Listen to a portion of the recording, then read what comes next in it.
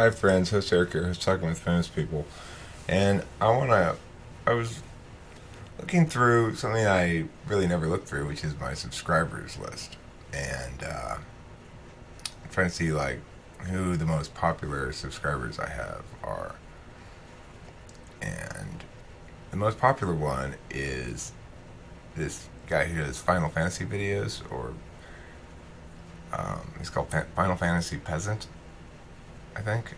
And he does these interesting. Let me see if I can find this. Let's see. Yeah, he does these weird things where he waxes poetic about Final Fantasy characters and stuff, and does analysis of it and stuff like that. So weird concept, interesting. Um, he's got 81,000 subscribers. So obviously, a lot of people are have a connection with either Final Fantasy or what he's saying about it. So anyway, I thought it was good writing. He's a writer, obviously, and probably not something I'm gonna watch because I never played Final Fantasy. But 81,000 subscribers. He's one of Talking with Famous People subscribers. So that makes me feel pretty flattered. Anyway, but that's not what I wanted to comment upon. While I was looking through those things, I noticed Colin Xylon Harris here had, I don't remember exactly how many subscribers he had, but he had a fair number, and I decided to see what his channel was like, and I looked through his liked videos. This was one of them, and I started watching it. I wanted to comment on it, so here we go. You're not afraid about death? No. In fact, I almost feel good at the approach of death. Why? You have a nice wife. All that's okay. But you see, as you live many years, things take on a repeat. Is that ended? Are you ended? No, it's okay. Things take on a repeat. You understand? You keep seeing the same thing over and over again. The same substance, the same action, the same reaction. So you get a little bit tired of life. So as death comes, you almost say, okay, baby, it's time. It's good. So I know I have very little fear of death. In fact, I almost welcome it. Did you ever read Malcolm Lowry's Under the Volcano? Yeah, I did, and I yawned myself to shit. Why? Why? Because, like any other writer, there's no pace, there's no quickness in his lines. There's no life, there's no sunlight. When you write, your words must go like this. Bim, bim, bim. Okay, first I want to comment on that repeat thing. So one critical factor to remember here is that Bukowski's an alcoholic. I don't know how bad of an alcoholic. I'm not sure how much it made him suffer or not. But this repeat thing he's talking about,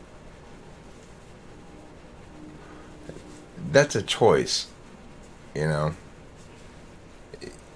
would say also he's an NI, probably an NI tool user, maybe an NI DOM, maybe he is an NI DOM, maybe he's an INFJ, but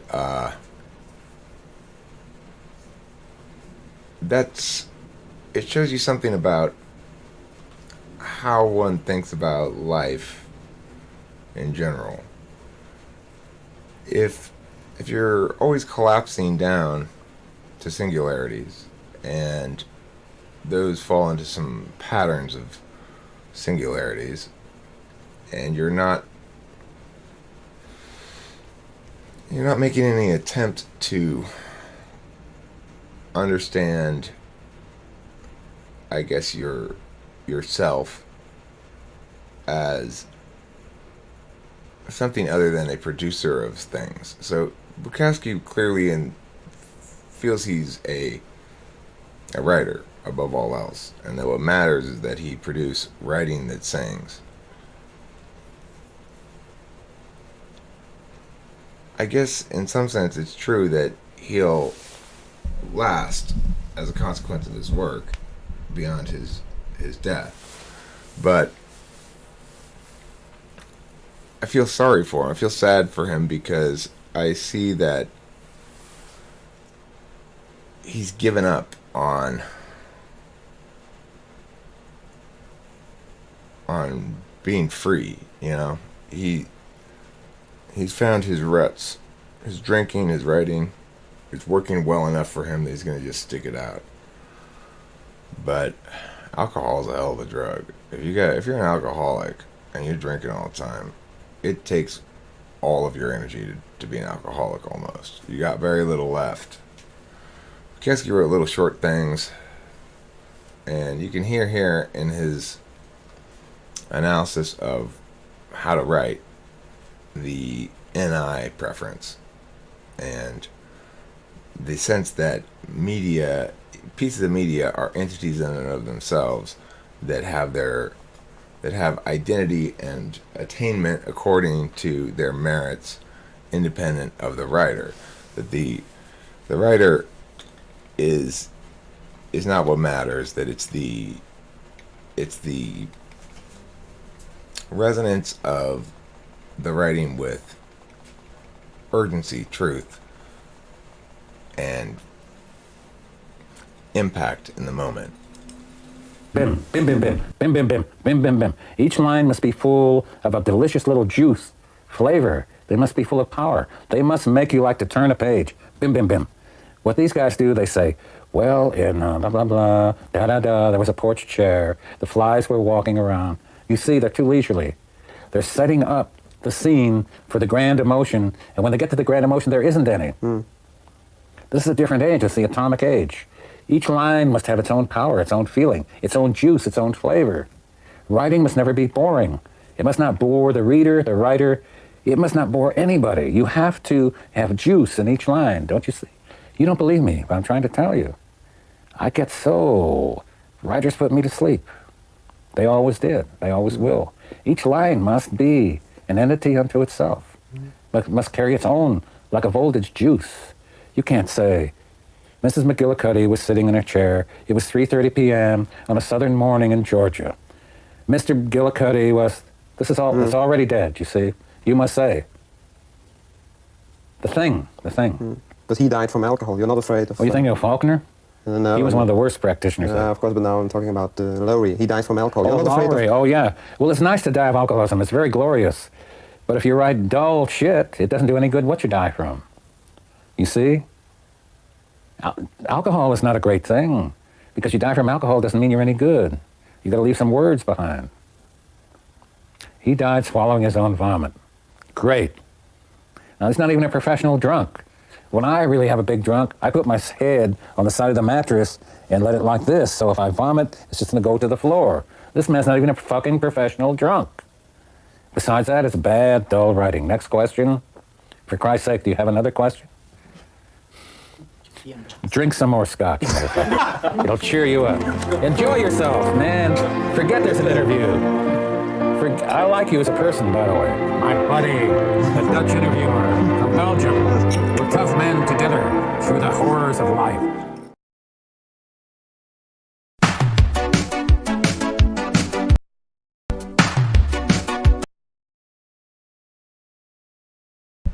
Okay, so...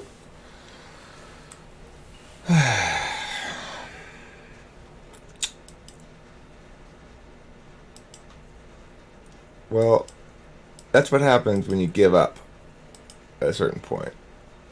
And he gave up. He gave up on his particular self. He's only a character. What mattered was how he went down in history. And his experience of life didn't matter anymore to him. He was ready to die almost. He figured he had attained enough recognition as a writer now that he was going to be remembered. And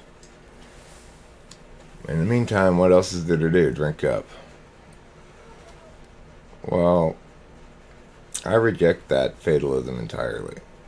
And I can look at it and see how appealing it might be, especially during this time period. There's a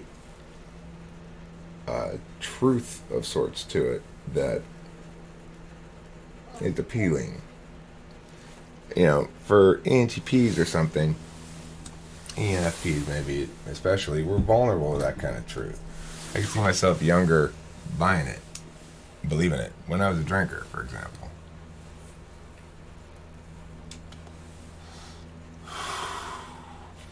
trying to only care about myself as an artist and not as a person. That's not the way to live.